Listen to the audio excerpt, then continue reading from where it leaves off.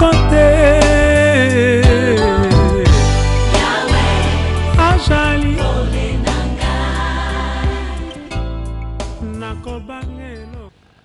Bien-aimés, vous êtes avec Touche pas, c'est chaud de nouveau en ce moment. Nous sommes comme d'habitude bénis de venir vous visiter dans vos maisons, dans vos salons, devant vos écrans. Et nous rappelons toujours à nos téléspectateurs que cette émission a un objectif principal qu'il vise à atteindre, c'est d'abord de motiver la prise de conscience dans le chef des intellectuels congolais, parce que nous semblons dormir alors que les choses sont en train de se gâter de plus en plus dans notre nation. Nous semblons indifférents à tout ce qui se fait, à tout ce qui se dit, alors que nous devions être la locomotive qui mènerait ce train national vers sa destination glorieuse et élogieuse, comme les pères de nos indépendances l'ont dit, bâtir un pays plus beau qu'avant. Vraiment, je ne sais pas si nous faisons le constat de voir qu'au lieu de bâtir plus beau qu'avant, nous sommes en train de reculer plus loin qu'avant. Et chaque jour que personnellement je viens me présenter devant vous, je m'efforce de vous apporter quelque chose qui peut même vous mettre en colère. Parce qu'il y a ce qu'on appelle la sainte colère. Mais la colère qui vous pousse à quitter l'état dans lequel vous vous trouvez pour faire mieux. Vous dites non, ça là, je ne peux plus continuer à le supporter. Je vous ai amené à découvrir les premiers moments de l'indépendance. Je vous ai parlé longuement du Code noir et de ses implications. Je l'ai même traduit en lingala pour que quelqu'un puisse mieux comprendre. Je remercie tous ceux qui sont sensibles, qui appellent, qui envoient non seulement des SMS, mais même des emails. Mais je dois continuer à dire que ce n'est pas assez. Il faut que le bruit atteigne toutes les extrémités de la terre, par personne interposée. Et qu'en dehors du bruit, il y a un mouvement, que nous commencions à nous manifester. C'est important, frères et sœurs. Il faut que nous commencions à nous manifester. Je vous ai présenté ce message des ossements desséchés, auquel Ézéchiel, le prophète, est allé parler de la part de Dieu. Ils étaient secs, sans espoir de revivre, mais quand Ézéchiel leur a parlé, ces ossements ont retrouvé la vie. Et quand il a demandé au vent, du souffle du Saint-Esprit d'entrer en eux, les ossements ont vécu et ont formé une grande armée. Nous avons besoin de former une grande armée de Congolais capables d'arracher le pays d'entre les griffes de l'ennemi. Alors aujourd'hui, le thème va vous être surprenant. Certains peut-être en ont déjà entendu parler, parce que nous aurons à vous présenter certaines images, pour moi, tragiques. Et je crois que vous penserez, vous allez concevoir la chose de la même manière, qui nous sont venus du pays. Certains d'autres parmi vous, vous les avez peut-être déjà vus, mais quelle était la réaction? Parce que le problème, que ce soit quand vous lisez un livre ou bien quand vous regardez des images, c'est de vous poser des questions face à ceux qui ont vécu ou qui ont réalisé cette situation. Vous, comment vous réagiriez à la place? Alors nous qui sommes là, sur ce plateau, nous voulons vous amener à cette prise de conscience, au moins pour cette émission Touche pas, c'est chaud, sous le thème « La tragédie qui menace la population congolaise ». C'est une tragédie, ça veut dire si on n'y fait pas attention, beaucoup d'autres morts vont suivre le chemin que les premiers ont pris. Cette fois-ci, ce ne sera pas dans l'est du Congo, mais ce sera à Kinshasa même, dans le Bandundu et le Bas-Congo, les régions les plus proches du lieu de ces catastrophes dont nous allons vous parler. C'est pourquoi l'émission s'intitule « La tragédie qui menace la population congolaise ». Et sur le plateau, j'ai fait venir vraiment des éminents hommes que moi, personnellement, j'apprécie. Je les ai suivis depuis assez longtemps maintenant pour parler en termes élogieux en ce qui les concerne. Je les considère comme des combattants des premières heures. Ce sont deux hommes qui, chaque fois, n'ont pas hésité de prendre parole devant n'importe qui, de faire connaître nos positions. Certains d'entre nous, nous avons dit « Ah non, je ne n'irai pas, sinon on va voir mon visage, on va parler de moi dans les cercles privés, de sécurité. » Ces deux hommes-là, ils ont presque livré leur tête. Partout où je les ai vus intervenir, ils ont fait ça, même cacher leur nom. Tout à l'heure, vous allez les découvrir parce que certainement, vous allez dire « Ah, c'est eux. » Oui, c'est eux.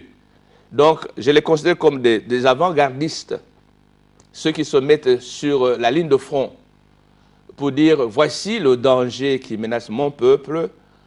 Si je ne fais rien, c'est comme nous autres, les serviteurs de Dieu, nous disons selon la Bible, l'obligation m'est imposée.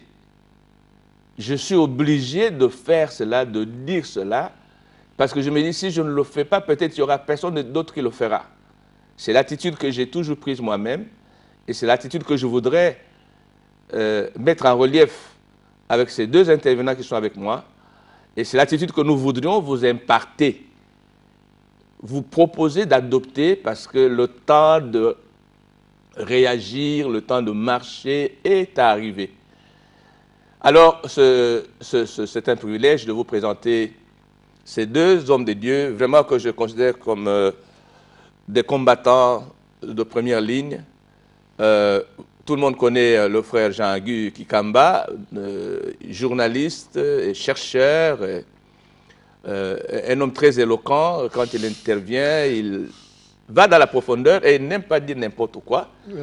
Si vous ne le saviez pas, je suis obligé de le présenter sous cet aspect-là, parce que chez nous, avec les codes noirs, on n'apprécie pas beaucoup les nôtres. On préfère donner des éloges à ceux de l'extérieur, ou on ne donne des éloges aux nôtres quand ils sont morts. Alors on dit en bon terme, ah, il était. Non, quand il était, il n'entendra même pas ce que vous pensez de lui. Ça, c'est le principe que j'ai toujours prêché à mes auditeurs. Si vous voulez faire des éloges de l'œuvre que j'ai faite, faites-le quand je suis vivant. N'attendez pas que je meure.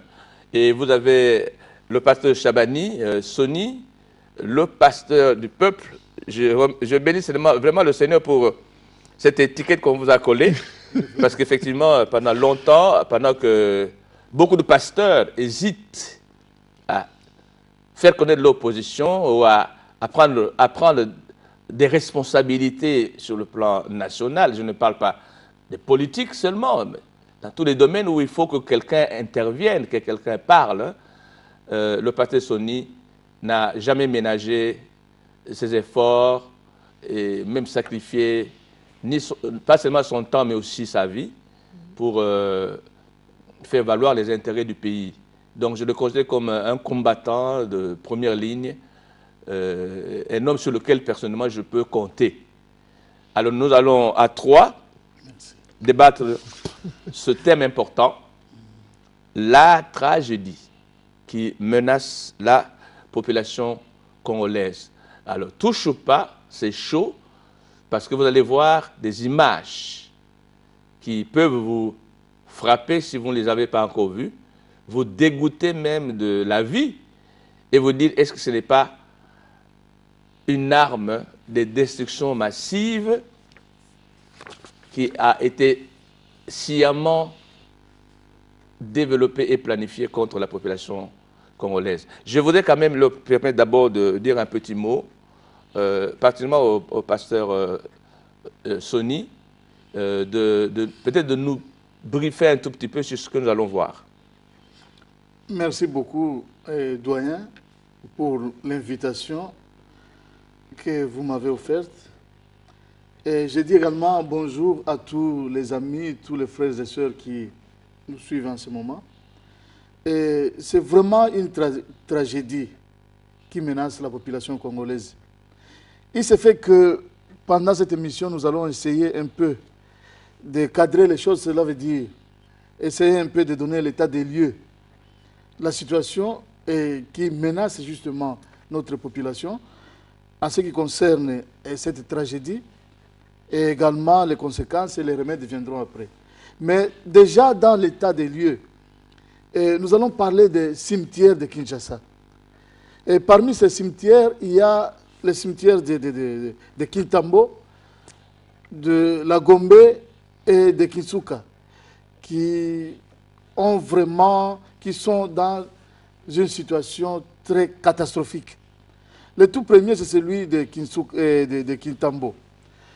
Le cimetière de Kintambo a été créé depuis très longtemps et également fermé parce qu'il était rempli. Il n'y avait plus moyen de pouvoir enterrer les gens là-bas. Mais il s'est fait qu'on a toujours continué à y enterrer les gens d'une manière illégale. Alors, vous verrez par exemple qu'il y a des enfants qui ont l'âge de scolarité, qui vont jouer là-bas pendant toute la journée et ils attrapent des souris, qu'ils mangent même, des souris ou des rats. Et plusieurs personnes sans logis cherchent même à y construire des habitations. Ils vivent avec leur famille, avec leurs enfants, avec leurs femmes, dans les cimetières.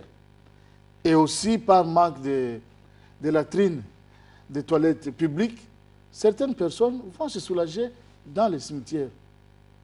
Ce cimetière de Kintambo est devenu même un lieu d'aisance pour certaines personnes qui, par manque de conscience, vont s'accoupler là-bas. Vous imaginez quelle catastrophe. Oui, parce que je crois que nous entrerons dans les détails. Oui.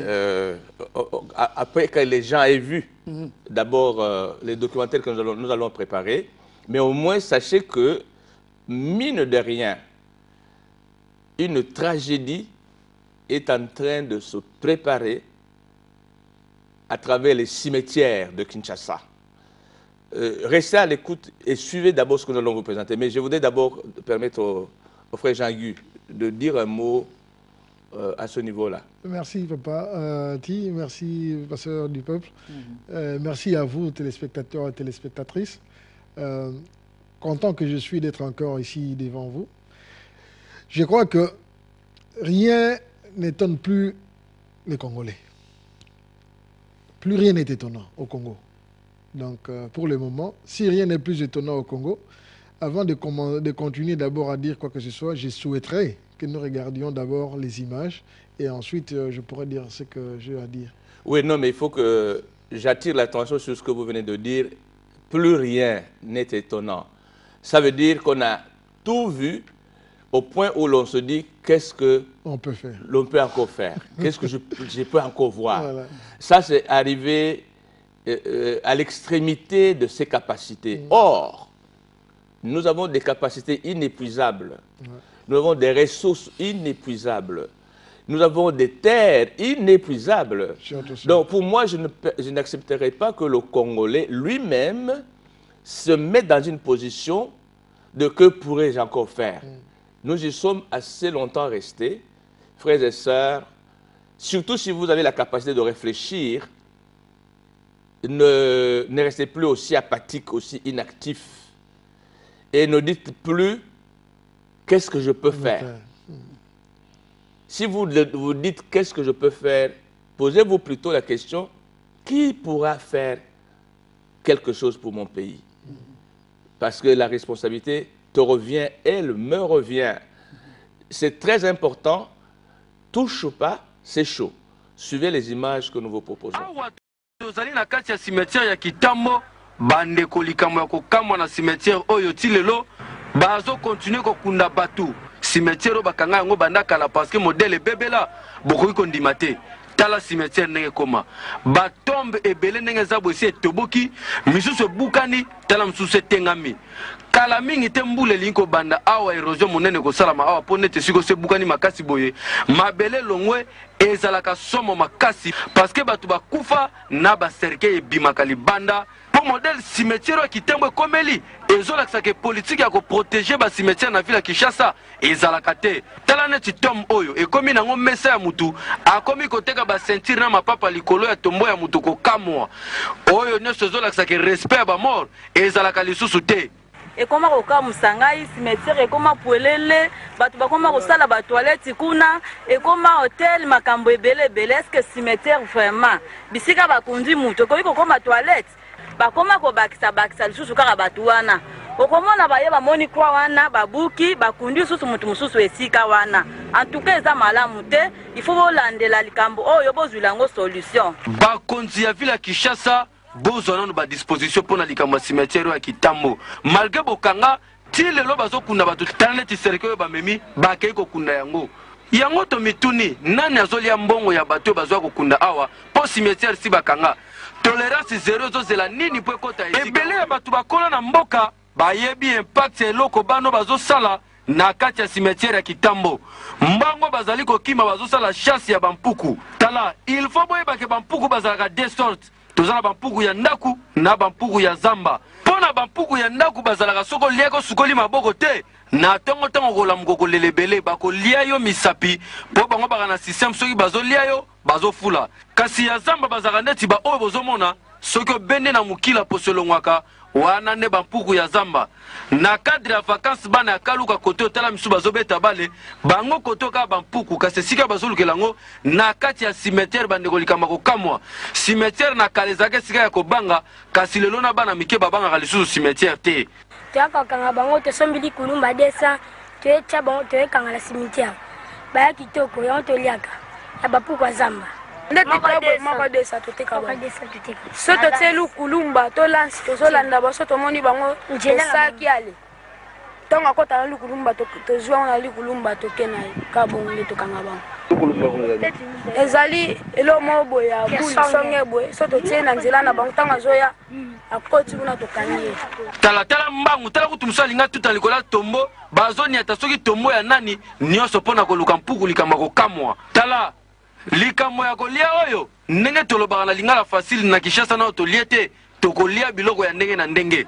bampuku bozomona bano bazokanga suka nango bakolia yango misu bakoteka yango na kati ya cimetière bana mike bakoki kokotaka boye te atako cimetière ya Kitambo ndenge bakanga boye il faut ezalaka protege modele bano bazokota na cimetière eza malamu mingi pasi ya mai na kaluka bonzimelanga bandeko ya kote bakomi komela mai mosusu bokoki konzima te tala nete siko toza na source monene kote batokaka mai awa kasi likolo nango eza cimetière donc veut dire bakunda batu me mai ezouta na se ya mabele ya bakundela batu kokamwa toyebi te so tobenga yango microbe to tobenga yango mai ya solo nde balobaka mai epesaka bomoi oyo toyebi te vraiment so ezopesa kufa bamama bazokontinue kotoka mai awa kasi na mopanzi bozomona badra ya bato bakufa ezomonana tala neti wana eza serke ya mutu oyo kupe ya mutu akufa esika yango mpe kala mingi te komi kokende kobukana mbula ya makasi soki ebeti awa bato bakufa bakokwea na kati ya mai oyo toyebi te soki toloba nini bato bazomela mai ezowuta na se ya batombo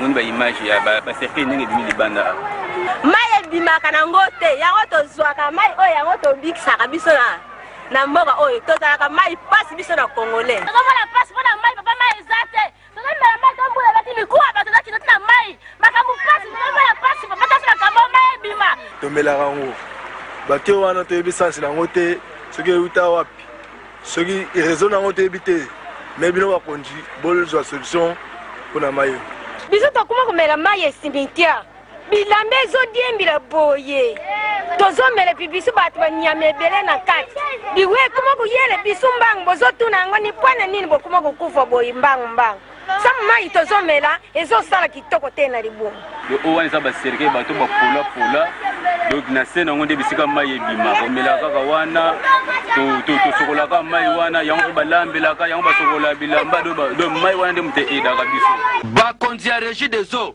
tala mpona koluka mai tala mai bakomi komela mai oyo ezouta na source ya se ya batombo likambo ya kokamwa mai oyo microbe to Voilà. moi. Vous avez vu une première séquence, et cette première séquence vous a mis face à face à des réalités dramatiques, tragiques. Ces populations, ces enfants sont en train de vivre avec des infections qu'on ne peut pas détecter aujourd'hui, mais qui sont rampants et dont les effets se manifesteront comme des bombes à retardement plusieurs années après. Nous allons y revenir parce qu'il faut que nous décortiquions d'abord la situation par rapport à ce que vous avez vu. Vous avez certainement des réactions, mais comme une organisation à Kinshasa et au Congo qui s'appelle La Voix des Sans-Voix, n'est-ce pas? Vous connaissez qui a été le président, qu'est-ce qu'il en est devenu. Nous voulons nous faire la voix des sans-voix, parler pour ceux qui ne peuvent pas parler eux-mêmes et sensibiliser quelque part quelqu'un qui pourra dire no, this one cannot continue the way it is. Que quelqu'un dise non, assez c'est assez. On doit planifier quelque chose, on doit mettre fin à cet état des choses, on doit prévenir ces genres de dangers quand on sait qu'ils sont là. Donc nous revenons maintenant à notre débat. Je crois, Pasteur Chabani, vous avez le plus d'informations et d'éléments selon ce que vous aviez commencé à dire. Oui, je peux ajouter. Donc, vous voyez, lorsque on commence à utiliser tout un cimetière comme un lieu d'aisance, donc là, ça devient très grave. Et je me pose la question, est-ce que vraiment les gens prient chez nous? Parce qu'à peu près 80% des chrétiens, mais qui ne se rendent pas compte qu'il y a du respect qu'il faut donner à nos morts. Aux morts. Et à part ça, c'est pourquoi on a créé des cimetières pour eux. Justement, on vient de nous montrer comment est-ce que les gens qui habitent les camps Luka, qui est justement à côté des cimetières de Kintambo, ils sont en train de puiser de l'eau qui vient justement de ces cimetières-là. Et eux-mêmes, ils disent, nous n'avons pas de possibilité de faire autrement. Nous ne buvons que cette eau-là, qui vient des cimetières. Et tu vois, des fois, il y a même les habits avec lesquels on avait enterré les gens. Cette eau-là passe par ces habits-là. Ouais. C'est une catastrophe. On se pose la question, où est le gouvernement? Que fait le ministère de Santé, le ministère de l'Environnement? Finalement, vous savez, doyen, il y a toutes sortes... qu'est-ce que je voulais dire? Tous ces ministères-là, ils sont responsables parce que quelque part, on vient de nous montrer des gens qui étalent leurs marchandises sur les tombeaux. C'est pas possible. Donc, on y fait même du commerce. Je ne sais pas, le ministère du Commerce ou... Mais revenons seulement à l'aspect de l'eau. Ouais. Est-ce que cette eau-là, on peut l'appeler potable? Non. D'abord. Est-ce que ces gens-là savent même l'usage d'un filtre? Et même un filtre, quand c'est l'eau qui est déjà imprégnée de microbes dès le départ, le filtre ne pourra pas l'arrêter parce qu'il s'agit, au fait, des échecs ou des déchets, des morts qui se transforment en eau parce que ce sont les différentes eaux venant des différents tombeaux qui forment, parce que j'avais écrit un poème là-dessus, qui forment un canal. Le canal devient un ruisseau. Le ruisseau devient finalement un cours d'eau. Et ce sont ces eaux-là, telles qu'on a vu, que les gens... D'ailleurs, ça sort d'un tuyau que peut-être quelqu'un a placé en dessous d'un cimetière. Donc, cette eau-là, nulle part au monde, même là où ils sont dans le désert, on ne permettrait pas que la population boive une telle eau. Et il n'y a qu'au Congo et à Kinshasa, la capitale. Et le problème, c'est que les images sont passées à la télévision nationale. À la télévision nationale. Et nous avons des sénateurs et des députés, je ne sais pas ce qu'ils font comme travail. Les honorables. Oui, Non, pour ma part, en tout cas, c'est ce que je pourrais dire, parce que c'est vraiment malheureux et triste de nous voir dans cette situation. Pourquoi? Parce que, revenons un peu aux statistiques. Quand nous savons, quand nous apprenons que le Congo est la deuxième réserve mondiale d'eau en eau potable, c'est là que la désolation intervient. Comment nous pouvons avoir tous ces cours d'eau et que les gens manquent de l'eau dans les maisons? Ça, c'est vraiment le manque de responsabilité de nos dirigeants. Alors, pour dire une chose, d'abord, cette eau-là, qu'est-ce qu'elle induit? C'est le manque de santé à la population. Or, la première préoccupation d'un gouvernement responsable, c'est d'assurer... c'est d'assurer la santé. Parce que pas de santé, pas de vie. Ça, c'est le principe universel. Pas de santé, pas de vie. Or, quand nous n'arrivons pas à maintenir ou bien à assurer la santé du peuple, quels seront les lendemains de ces gens qui sont là en train de boire de cette eau? Quelles sont les maladies, comme vous aviez dit? Quelles sont les maladies ultérieures? Quels sont les effets secondaires de tout ceci? C'est toutes les questions à se poser. Et encore, moi, je reviens, comme avec mon ami tout le temps, nous nous battons pour contre la balkanisation, pardon. C'est pour dire, c'est encore un fait d'extermination. Si on permet cela, c'est pour liquider tous ces gens. Mais oui, bien sûr. Donc le peuple congolais doit commencer à se poser des questions. J'ai appelé ça une arme de destruction massive. Voilà. À la longue, en fait, je crois qu'il y a déjà ce constat-là, qu'on a, je ne sais pas quel service, le service d'hygiène, qui ont décelé certains microbes qui sont en train de se répandre. Le problème doyen est aussi sérieux qu'on ne pouvait le croire. Il se fait que, et là j'entre immédiatement dans le vif du sujet. Cela veut dire que nous prenons par exemple le cimetière de Kintambo, on va nous balancer les images. Dans l'enceinte du cimetière, qui a donné l'autorisation à la population de construire dans ces sites? Quels sont les risques de santé que court cette population? Tentative de réponse dans cet élément de reportage que nous propose la rédaction. Le cimetière de Kinsuka, dans la commune de Mongafula, n'a plus que 2 hectares. 33 ans après, les tombeaux sont menacés par de nouveaux occupants. 2 maisons poussent à gauche et à droite. Comme si cela ne suffisait pas, de nouveaux habitants du cimetière ont creusé des puits pour recueillir de l'eau. Pourtant, la loi prévoit la désaffectation d'un cimetière après que le dernier corps enterré aura totalisé 50 ans sur le même site. Pour continuer, tout à tour le cimetière, les coutumiers se tapent la poitrine, disant que ce terrain leur appartient. Je me pose la question de savoir si l'hôtel de ville leur avait cédé ce terrain. Sur 11 hectares, il ne reste que 2 hectares. Pour tous 11 hectares, le cimetière est sous la cela veut dire que 9 hectares de déjà envoyés. En plus de ça, les inconnus de la ville de Kinshasa sont enterrés ici. Nous sommes menacés par les habitants du cimetière qui nous lancent des pierres.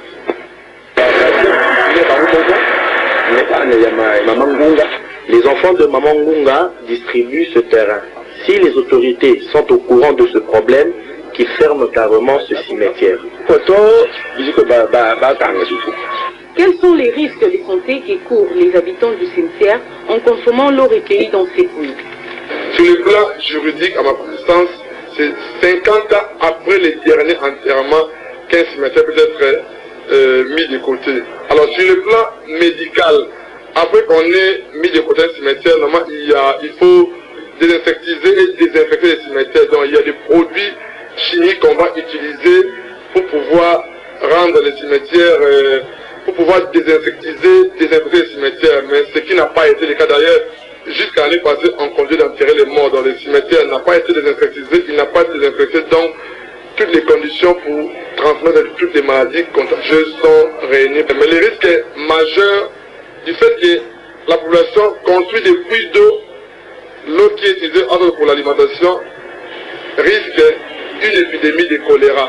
Alors cette épidémie-là ne concernera pas seulement la population de Kimwala ou de Mboudi qui habite autour du cimetière, mais l'épidémie va envahir toute la ville de Kinshasa et aussi les provinces qui sont les environs, c'est-à-dire les Bas-Congo et les Bas-Congo, parce que nous sommes en contact permanent. Donc c'est vraiment un grand danger pour la population de construire, d'habiter et de puiser l'eau là où il y a encore des cadavres qui viennent être enterrés il y a à peine une année, il y a même 10 ans. La menace de santé est bien réelle. Autrefois, des mesures de fermeture des cimetières à Kinshasa n'ont jamais connu un début d'exécution. Le pouvoir des autorités politico-administratives est mis devant une dure épreuve. Le cimetière de Kinsuka, plutôt, qui a été créé vers les années 77. Les Belges disent 1977. Et il a été fermé aux environs de 2000, d'une manière légale. Donc c'est l'État qui déclare la fermeture légale du cimetière. Et là, personne ne peut plus aller y enterrer. Mais curieusement, il y a toujours eu des enterrements illégaux. Sans permission, sans autorisation, les gens vont y enterrer leurs morts. À part ça, il y a également, comme à Kintambo, des maisons qui sont construites. Et les gens y vivent. Des familles, des hommes, des femmes et leurs enfants. Et curieusement... Sur les cimetières, oui, pratiquement. Et curieusement, ils n'ont pas d'eau également. Il n'y a pas d'eau potable, il n'y a pas d'eau. Qu'est-ce qu'ils font? Pour eux, ils créent des puits dans les cimetières. Alors, il y a des spécialistes qui sont passés, encore une fois, ce qui est très grave, à la chaîne nationale RTNC, pour dire que, en tout cas, la situation est catastrophique. Parce que ces gens-là vont être contaminés, et cette contamination ne va pas seulement exterminer les populations de Kinshasa, mais également de Bas-Congo et de Bandundu. Et moi, j'ajoute même peut-être de toute la République. Pourquoi pas? Mais oui. Alors, quel est le problème? Le problème, c'est que l'État n'existe pas. Parce que si l'État existait, il devrait d'abord chercher à savoir, lorsqu'un cimetière est fermé, qu'est-ce qui est prévu? La première des choses, c'est que il doit faire 50 ans depuis qu'on a enterré la dernière personne, sans qu'il ne soit touché. 50 ans. Il faudrait maintenant qu'on puisse désinfecter les lieux avec des produits chimiques, tout ça. Il y a des spécialistes pour le faire. Et l'étape qui va suivre, c'est celui de voir est-ce que réellement la place a été désinfectée. C'est à ce niveau-là maintenant qu'on peut utiliser cet ancien cimetière-là pour d'autres fins. Donc on peut dire déjà, sans vous interrompre, que non seulement le ministère de l'Intérieur est concerné, le ministère de la Santé, est concerné, et l'éducation. Le ministère de l'Éducation est concerné, le ministère de l'Urbanisme est concerné, le ministère de la Justice, l'Environnement, les Finances aussi.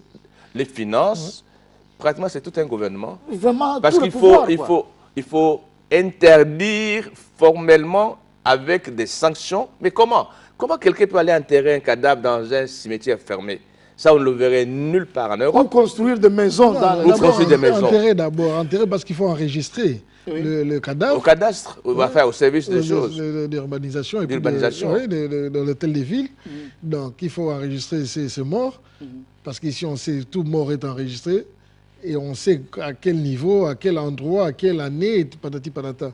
Mais là-bas, quand on va enterrer illégalement, à part soi-même, qui d'autre pourrait se référer à... Vous allez voir, M. Jean-Guy, qu'il y a plusieurs personnes qui sont mortes chez nous, dont on n'a pas les certificats de décès. Donc, il n'y a même pas d'enregistrement. C'est que presque tout ce qu'on nous donne comme statistiques, ce sont des choses imaginaires. Raison pour laquelle les barbouzes de l'État font la sale besogne de tuer les gens et qu'on ne sait même pas reconnaître, qu'on ne sait même pas retrouver. Donc, ils font leur boulot. Alors que, je n'interromps pas une fois encore, alors qu'ailleurs, un seul mort, c'est toute la nation qui est informée, c'est tout le gouvernement qui est mobilisé, Et le rapport va même dans le monde extérieur. On parle, non, même ce qui se passe en Libye. Actuellement, c'est la Libye. Actuellement, c'est le Japon. Et rien que mort, on informe le monde entier. Ah, il y a eu un tel mort, il y avait autant de morts à tel endroit. Ils sont identifiés, on sait où on va les enterrer. Si on ne les a pas retrouvés, on fait aussi un rapport d'absence. Pardon, moi là, ça me scandalise, cette histoire d'eau, pour n'aller que là d'abord. Rien que la ville de Kinshasa regorge combien de cours d'eau? Mais est-ce que rien que la ville de Kinshasa, nous avons la rivière Njili, où il y a la régie des eaux de Njili qui alimente Massina, Njili, Lemba, Matete, Limete et consorts. Surtout la zone de côté de l'aéroport. Nous avons la rivière de Lukunga qui est à Kinsuka, justement à côté du cimetière dont on parle. Il y a une régie des eaux là qui alimente la partie Mbinza, Ipen, Ozone, Delvaux, Cité Maman Mobutu et consorts. Nous avons une autre... Il y a tout plein de rivières. Comment cette population peut manquer d'eau jusque dans leur maison? Parce qu'il y a au moins 4 à 5. Le fleuve lui-même est là. Juste à côté. Comment cette population peut manquer d'eau? Oui, les questions d'eau, c'est des questions vraiment qui vont nécessiter toute une émission. Et les 5 chantiers, ils sont... Touche pas, c'est chaud. Mais j'aimerais qu'on revienne un peu sur la menace de la maladie. De la maladie elle-même. Oui, parce qu'elle est imminente. On a déjà détecté des signes de polio. De polio et tout ça, oui. Je crois que c'est mieux que vous développiez un peu plus cet aspect-là. Oui. Donc, le problème, c'est que, bien sûr, on n'est pas médecin. Moi, je suis de la formation financière et politique. Il se fait que les spécialistes qui sont passés à la télévision nationale, ils ont bien dit qu'on ne va pas constater des cas de décès maintenant. Mais lorsque cela va arriver, en tout cas, ce sera comme une machine. Un cas massif. Ce sera très difficile. Et il était en train d'en appeler au pouvoir. Justement, nous venons de parler de tous ces ministères-là, qui devraient normalement s'y mettre pour savoir, d'abord, qu'est-ce qu'il faut faire. La première des choses, c'est arrêter. Sécuriser. Voilà. Sécuriser et déguerpir également tous ces gens qui ont déjà construit dans ces cimetières-là. Les reloger. Et d'ailleurs, les reloger. Et aussi les mettre sous examen parce que quelque part, on ne sait pas s'ils sont déjà contaminés. Ils devraient l'être en tout cas.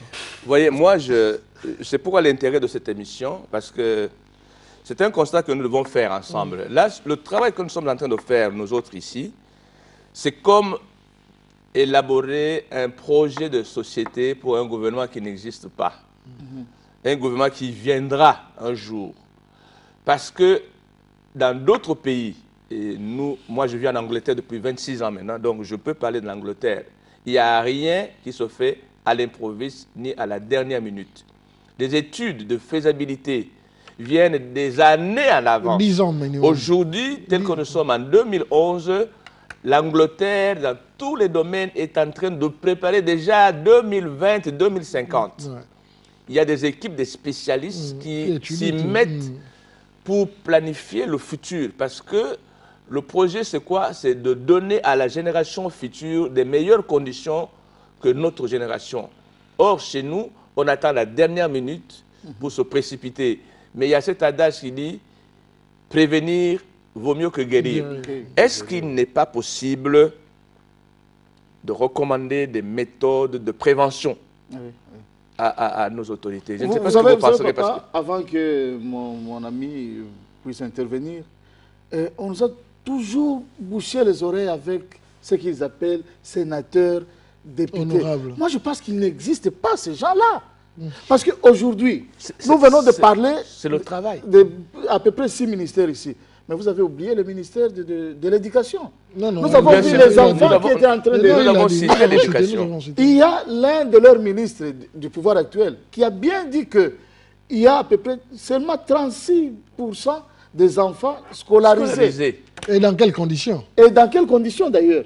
Tous ces enfants-là qui sont en train de jouer au cimetière, mais ils ont quel âge? Alors que les statistiques disent que plus de 50% de la population congolaise est jeune.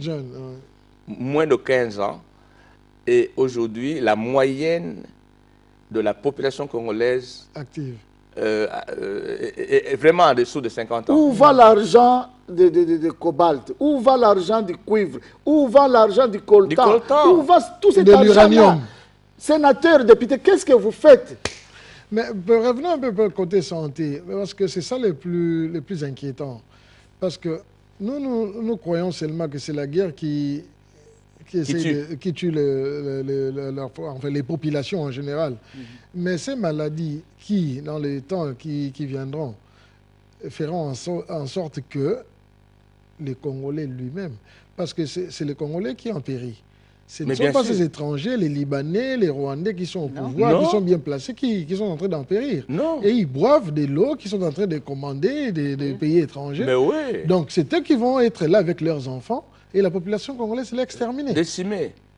Mais c'est pourquoi moi je dis, est-ce que ce n'est pas des choses planifiées pour cette extermination massive? Mais s'ils n'agissent pas, c'est que c'est quelque chose de manigancé. Ils nous aveuglent avec les jets d'eau. Oh, oui, mais voilà encore ça. Pardon du peuple. Comment pouvez-vous... On a vu l'émission avec Nzanga quand il fut encore vice-premier ministre. Chez lui, dans sa parcelle, il a des jets d'eau avec l'électricité. Un vice-premier ministre qui sait qu'il a des lestages au Congo, mais il se permet... Oui, on veut bien comprendre sa fonction, on le lui permet. Il y a l'électricité tout plein. Il y a des jets d'eau dans sa parcelle. Et ces pauvres gens qui sont venus réclamer.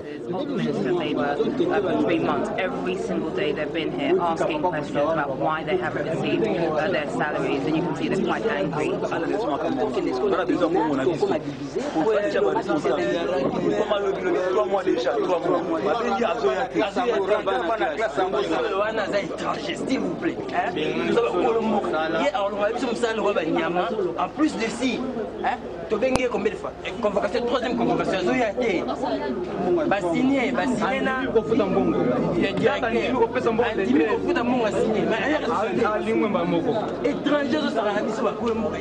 vous imaginez? Je regrette d'être enfant.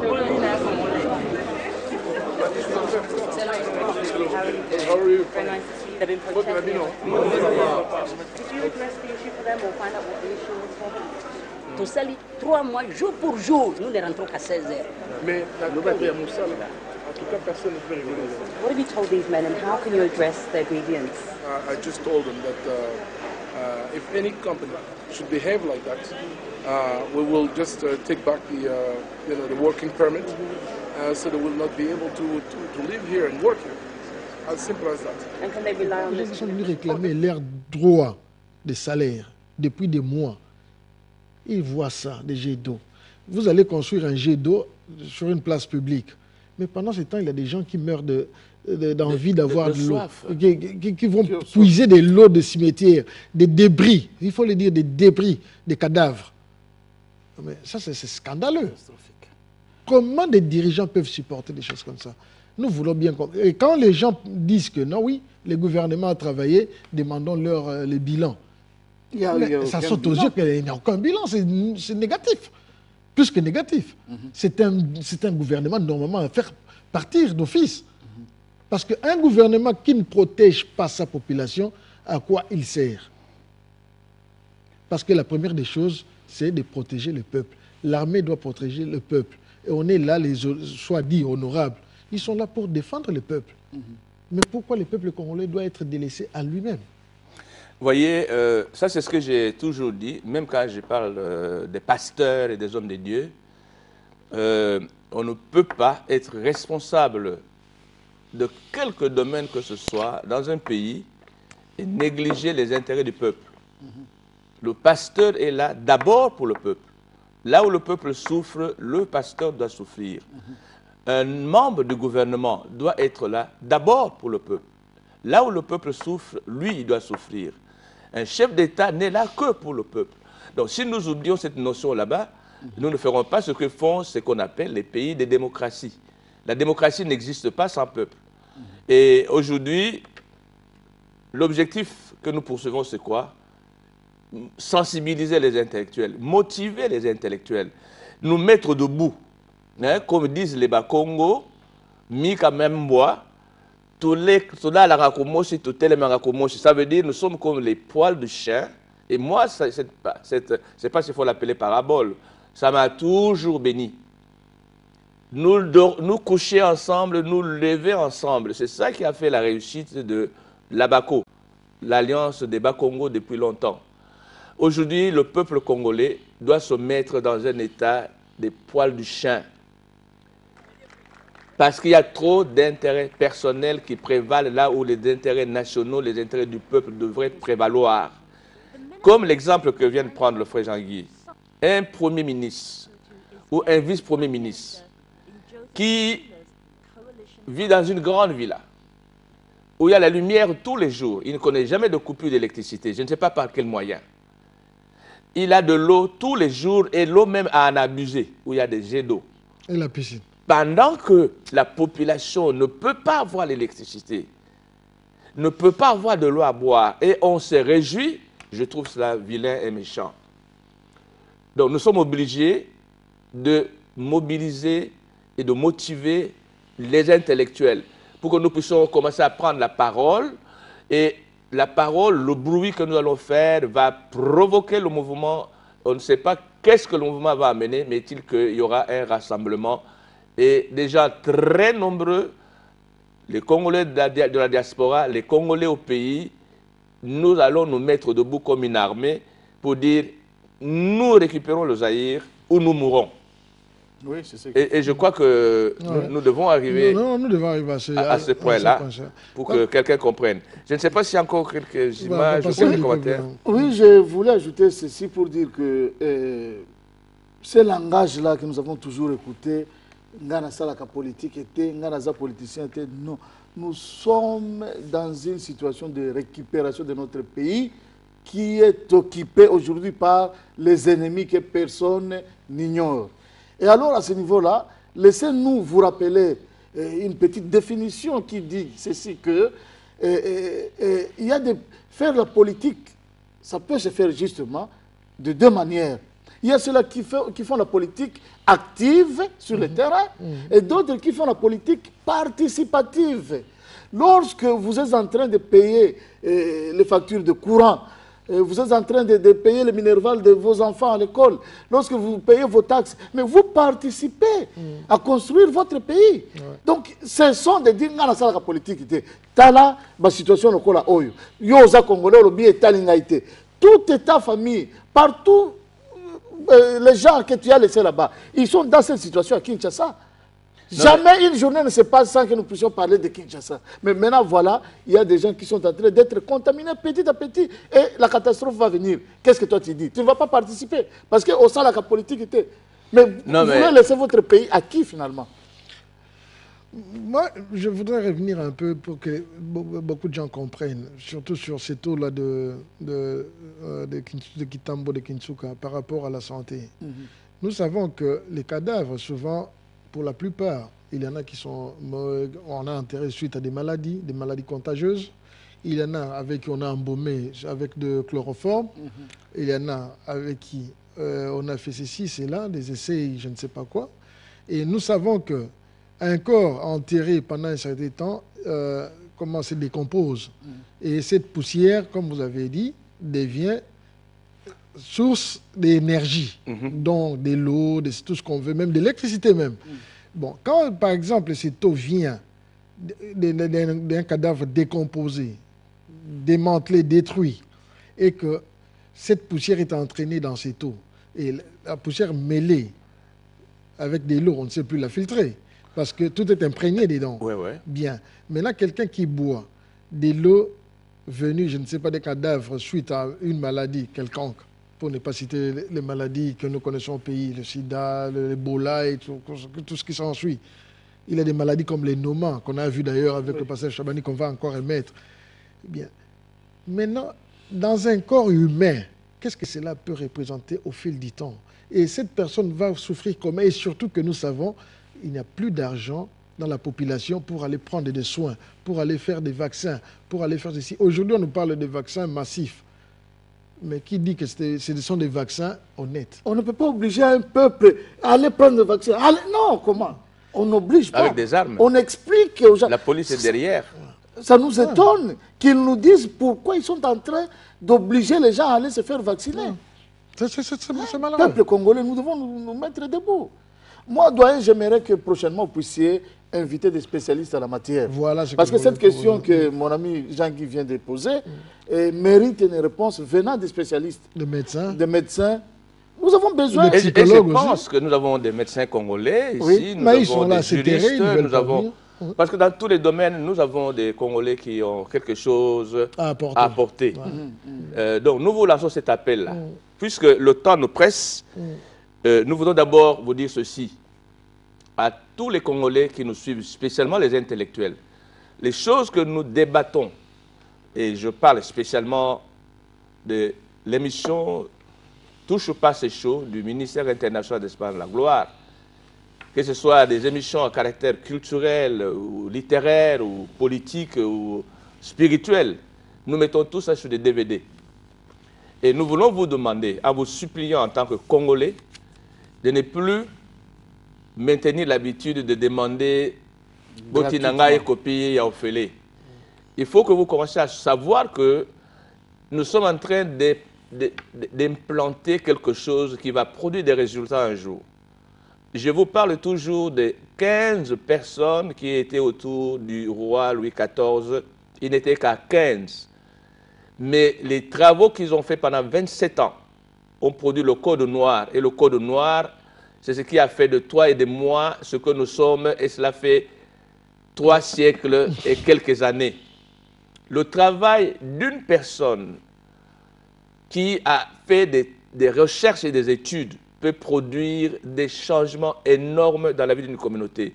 Les États-Unis ne sont pas bâtis sur le travail des politiciens seulement, mais il est bâti sur le travail de chaque chercheur américain qui s'impose la volonté, l'obligation d'amener sa contribution au développement, au progrès de sa nation. Donc je voudrais vous demander, quand vous m'envoyez des SMS ou des emails, si vous voulez obtenir une copie de ces émissions, chaque DVD coûte 7 livres, y compris les frais d'expédition. Et vous avez le numéro du compte. Quand vous commandez un DVD, mettez d'abord vos 7 livres dans le compte, appelez-moi ou textez-moi ou envoyez-moi un message email et je vous ferai venir le DVD. Parce qu'on ne peut pas éditer des DVD en quantité industrielle s'il n'y a pas de commande.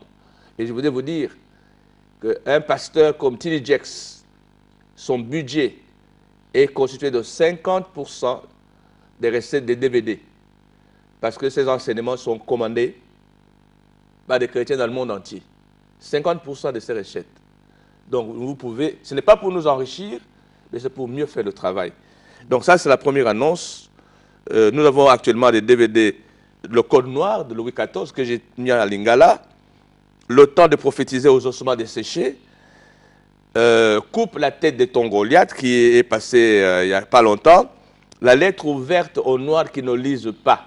Si quelqu'un peut avoir ce DVD chez lui, vraiment ça lui fera du bien. Le récital de poésie congolaise et toutes les émissions qui vont suivre. Vous avez notre adresse si vous ne savez pas où aller prier pour avoir des enseignements qui vous motivent à faire quelque chose pour votre pays. J'ai beaucoup de choses, que ce soit sur l'éducation des enfants.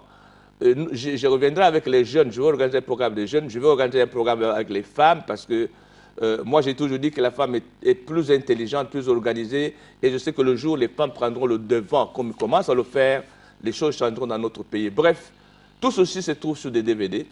Et si vous ne savez pas où aller prier pour quitter ce que j'appelle l'évangile de l'esclavage, l'évangile d'aliénation, pour accéder à l'évangile de libération et être un pionnier, un pion pour la libération de ton pays, n'hésite pas à venir à l'Espoir de la gloire.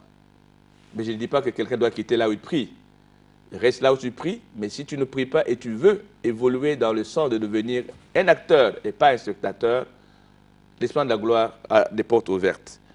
Nous allons terminer cette émission. Je vais demander à mes collègues, ce sont des éminents penseurs, ces hommes que vous voyez, peut-être négligés dans la société congolaise, mais reconnus ailleurs pour ce qu'ils font. Si vous avez une conclusion à apporter. Merci, doyen. Encore une fois, je vous remercie pour avoir pris part, n'est-ce pas, je ne sais pas s'il faut l'appeler débat ou l'information que nous venons de donner à notre peuple. Et moi, je dis ceci, que le problème nous concerne nous tous. Il se fait que notre pays est gouverné par ceux-là que la population n'aime pas.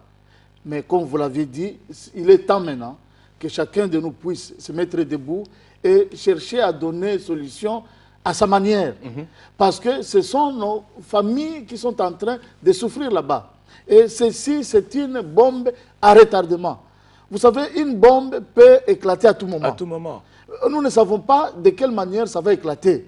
Et nous informons notre peuple que ce n'est pas seulement la ville de Kinshasa, mais c'est le Congo, toute la République. Et alors, je vais finir par dire que nous devons justement donner des remèdes à ceci. Qu'est-ce que nous entrevoyons faire? Qu'est-ce qu'il faut dire à notre population de faire vis-à-vis de cette situation? Bien sûr, il y a des conséquences. Mon frère Jean-Guy avait donné quelques éléments ici.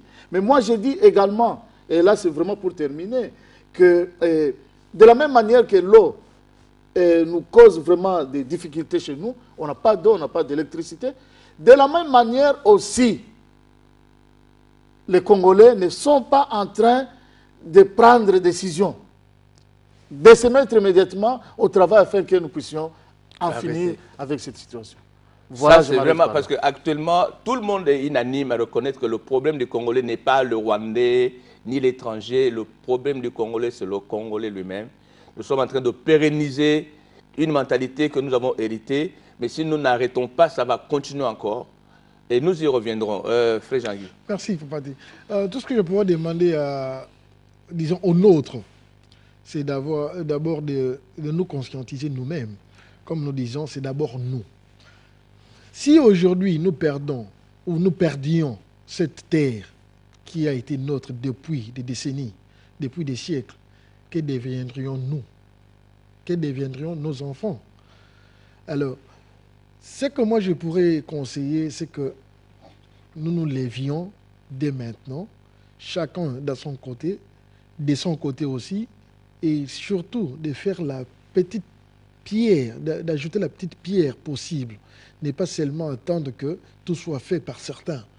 Donc nous essayons de faire ce que nous pouvons afin que demain, ce Congo-là reste ce qu'il a été. Pourquoi les Congos est régorgé aussi par égorge de toutes ces richesses, de toutes ces capacités naturelles, surnaturelles, mais que c'est seulement les Congolais eux-mêmes qui en subissent les conséquences, qui n'en profitent pas.